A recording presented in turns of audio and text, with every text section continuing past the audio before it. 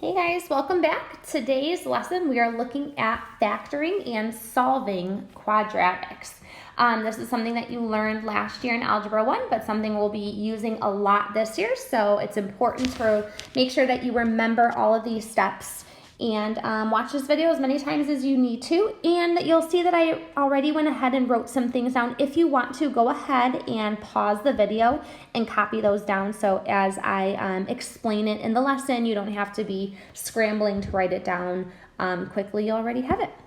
All right, so let's go ahead and jump into the first method, which is factoring out the greatest common factor, the GCF. So the GCF is the number and the amount of variables that each term has in common. And so if we factor that out, we're basically just dividing that GCF out from each term. And we always want to make sure you leave the GCF written in front. So for example, number 1, we look at the 5 and the 100. And we think of what's the greatest common factor of 5 and 100. Well, that's 5. So we write that out. And then we look at the variables and say, okay, out of x cubed and x squared, what is the greatest number of x's that I could pull out from each of those terms? Well, since they both have at least 2, that would be the GCF. And so we always want to write out the GCF in front, and then we have to divide out the GCF from each of the terms. So now we're just going to go through and simply divide. 5 divided by 5 is 1. X cubed divided by x squared from the GCF. When you're dividing those variables, you just subtract the exponents. So 3 minus 2 is 1. So we could just leave it as x. And then minus 100 divided by 5 is 20. X squared divided by x squared, 2 minus 2 is 0, which means there are no x's left over once you factor them out. So this would be our final answer. We would have successfully factored out the GCF from this polynomial. Number 2, taking a look at each term, we look at the 4, the 12, and the 8. What is the greatest number that each of those have in common? Well, they each have a factor of 4. And what about the variables? How many y's can we pull out from each term? Well, this last one only has one y in it, so that's the greatest number of variables we could pull out is just one y. So the 4y would be our GCF. And once we identify our GCF, you write it out, and then you divide. 4 divided by 4 is 1. Y to the 4th divided by y is y cubed. Remember, we're just subtracting the exponents. The 4 minus the 1 is 3. Minus 12 divided by 4 is 3. Y cubed divided by y is y squared. 8 divided by 4 is 2. Y divided by y. If you have one y, you factor out that one, you have none left over. So this would be our solution after our factors for that polynomial. So the GCF is really common, and you just have to identify it and then divide it out from each term. The next one works only when the polynomial that you're looking at has 2 perfect squares and you're taking the difference of them. So hence the name difference of 2 squares. I will abbreviate this DOTS, difference of 2 squares. And so the general form is a squared minus b squared. So the way we go and factor it is our skeleton of our factors, one's going to be a sum, one will be a difference, so 1 plus, 1 minus. And then we just simply take the square root of each of the 2 original terms. So the square root of a squared is a, that goes in our first 2 spots. The square root of b squared is b, that goes in our second 2 spots. So this is the pattern we're going to follow when we see the difference of 2 squares. So if we take a look at number 3, we first look at the 2 terms. Both of those are perfect squares, so we're off to a good start. And it's a difference of those 2. So if we start the skeleton of our factors off, we have 1 plus, 1 minus, and then we just have to go into the square roots. So the square root of t squared is t. The square root of 64 is 8. And those are our factors.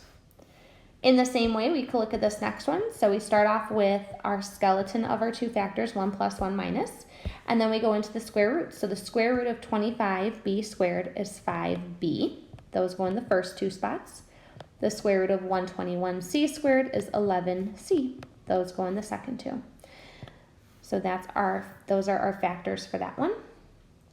Number 5, moving right along. So we set up the skeleton of our two factors, 1 plus, 1 minus, just like before. And now we take the square root. Square root of 4x squared is 2x. Square root of 1 is 1. So don't forget, 1 is a perfect square. So we have our factors of that quadratic here. Number 6, so we have, if you see, so we can set it up 1 plus, 1 minus, and we're looking, we're like, yeah, b squared's a perfect square, 100's a perfect square, so it's really easy to start going and be like, oh yeah, b plus 10, b minus 10, except what's a big thing that we really need to pay attention to? The sign in the middle. Remember, difference of two squares, dots, that first d is the difference. That means the original quadratic has to have a minus sign. This one does not, so that means we cannot factor this using the difference of two squares pattern. In fact, if you have a sum like this, b squared plus 100, this is unfactorable. You cannot factor it any further, and so we call this prime. Prime means you cannot factor any further. And so instead of writing that all out, you can simply just say prime. And again, that's because there was this plus sign in the middle instead of the difference.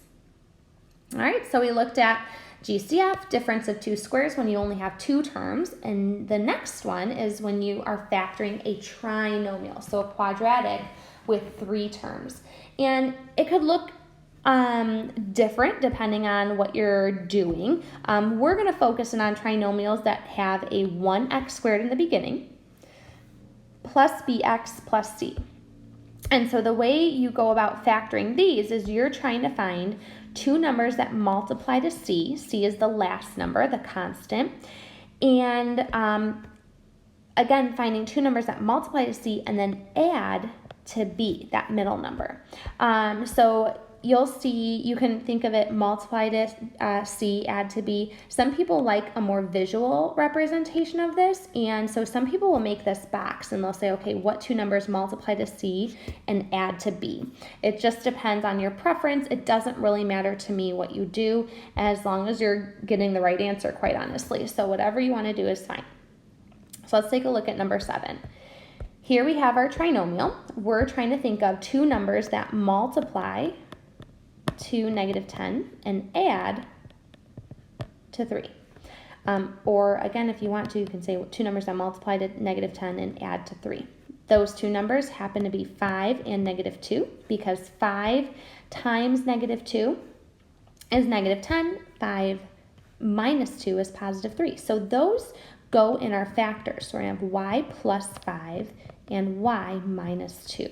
These are our factors. So again, we got our factors from the two numbers that multiply and add to c and b. Okay? So if we take a look at number 8, same sort of deal. You can choose one or the other. You don't have to write out both. So two numbers that multiply to 20 and add to 12. That would be 10 and 2 because 10 times 2 is 20 and 10 plus 2 is 12. So here we were able to factor that trinomial.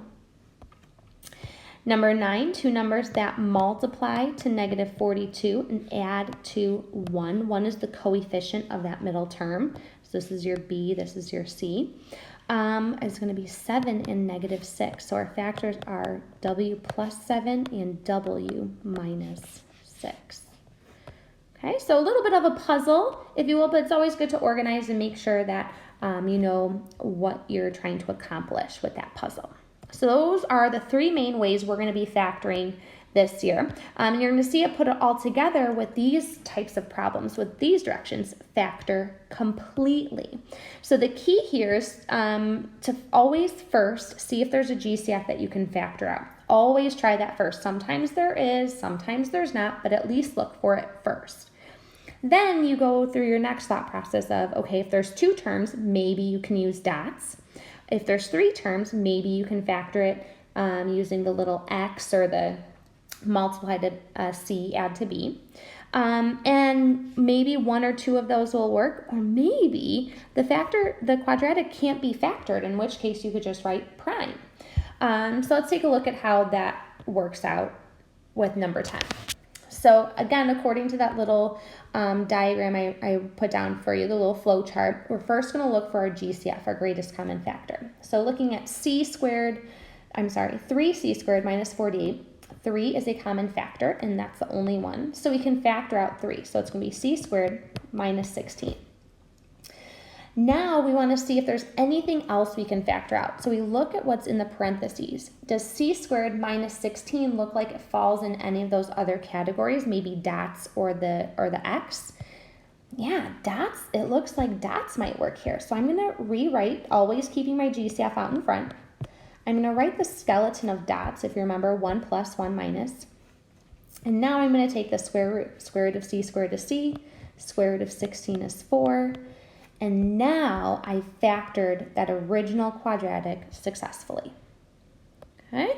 In the same way, we can look at number 11. So first things first, we're going to look for that GCF. So the GCF of 2, 12, and 6 is 2. Of x cubed, x squared, and x is just x. So we can take out a 2x from each of those terms. So we start dividing. 2x cubed divided by 2x leaves us with x squared. 12x squared divided by 2x leaves us with 6x. 16x divided by 2 leaves us with 8. So we're able to factor out the GCF. Now we have to look at what's left in the parentheses. Does this quadratic look like dots would work? No, because there's 3 terms, not 2. Could we do the diamond for this one? Maybe. So we can do just kind of a small diamond off to the side. Are there 2 numbers that multiply to 8 and add to 6?